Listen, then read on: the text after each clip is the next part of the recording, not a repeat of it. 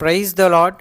మన రక్షకుడు యేసుక్రీస్తు ప్రభు పేరట అందరికీ మనస్పూర్వకంగా వందనాలు తెలియజేస్తున్నాను. ఈరోజు దేవుని యొక్క వాగ్దానము నిర్గమకాండము 33వ అధ్యాయము 14వ వచనం. అందుకు ఆయన, నా సన్నిధి నీకు తోడుగా వచ్చును, నేను నీకు విశ్రాంతి కలుగజేసేదనగా. ఈరోజు దేవుడు మనకు మంచి వాగ్దానము అనుగ్రహించి ఉన్నాడు. సహోదరి సహోదరుడా, ఈ యొక్క మాట దేవుడు మోషేతో అంటున్నాడు. ఈ యొక్క ప్రజలైన ఇశ్రాయేలీలను నీవు తీసుకొని వెళ్ళు, అయితే నేను మీతో వాగ్దానం చేశాను కదా, ఆ వాగ్దానాన్ని నేను నిలబెట్టుకుంటాను, పాలు తేనెలు ప్రవహించే దేశాన్ని మీకు ఇస్తాను అని యెహోవా మోషేకు తెలియజేయటం జరుగుతుంది. సహోదరి సహోదరుడా, ఈ వాక్యాన్ని మనం అర్థం చేసుకోగలిగితే యెహోవా దేవుడు మోషేతో ఈ యొక్క ఇశ్రాయేలు ప్రజలను నీవు తీసుకొని వాగ్దాన దేశానికి వెళ్ళాలని దేవుడు తెలియచేయటం జరుగుతుంది. మోషే యెహోవాతో, నీవు మాతో రాని ఎడల ఇక్కడ నుండి మమ్మను తోడుకొని వెళ్ళొద్దని ఇశ్రాయేలీల పక్షమున ప్రార్థన చేయటం జరుగుతుంది. అప్పుడు యెహోవా మోషేకు సమాధానము ఇవ్వటం జరుగుతుంది. అప్పుడు యెహోవా మోషేతో ఈ విధంగా తెలియచేయటం జరిగింది.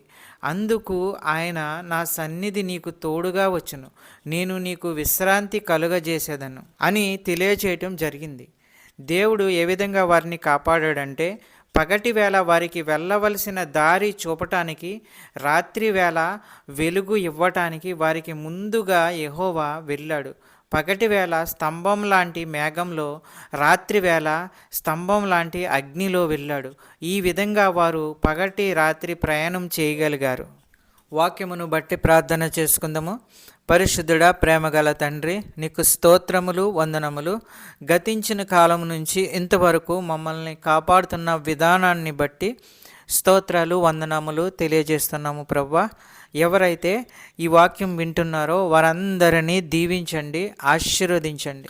వారికి ఉన్న బాధలు, కష్టాలు, శోధనలు తీసివేయండి. వారి జీవితాల్లో ఎప్పుడు సంతోషము అనుగ్రహించండి, విజయము అనుగ్రహించండి. నీ కృపచేత ప్రతి ఒక్కరిని ఆశీర్వదించండి, దీవించండి.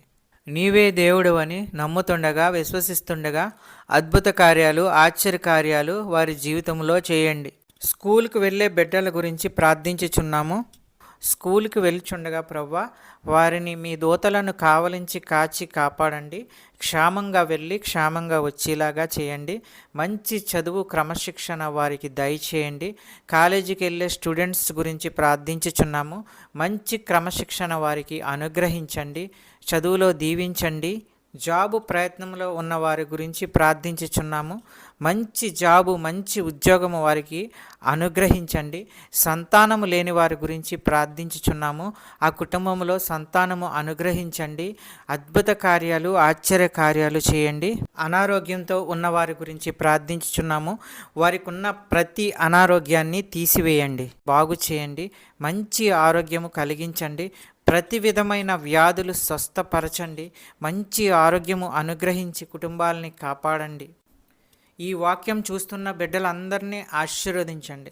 ఈ యొక్క ప్రార్థనలో ఏకీభవించిన బిడ్డలందరినీ ఆశీర్వదించండి. కుటుంబాలను ఆశీర్వదించండి, కాపాడండి. శాంతి, సమాధానము, నెమ్మది అనుగ్రహించి అన్నిటిలో విజయము దయచేయండి. ప్రతి కుటుంబంలో ఉన్న వారి యొక్క అవసరతలను తీర్చండి. పెద్దవారిని, చిన్నవారిని ఆశీర్వదించండి, కాపాడండి, దీవించండి. మా ప్రార్థన విన్నందుకు వేలాది స్తోత్రాలు చెల్లించుకుంటున్నాము తండ్రి. యేసుక్రీస్తు ప్రభు పేరట అడుగుచున్నాను తండ్రి, ఆమెన్. ఈ యొక్క వాక్యములు షేర్ చేయండి, సబ్స్క్రైబ్ చేయండి, లైక్ చేయండి. దేవుని సేవలో పాలిభాగస్తులు అవ్వండి. దేవుని యొక్క ఆశీర్వాదాలు పొందండి. మీకు అందరికీ వందనాలు తెలియజేస్తున్నాను.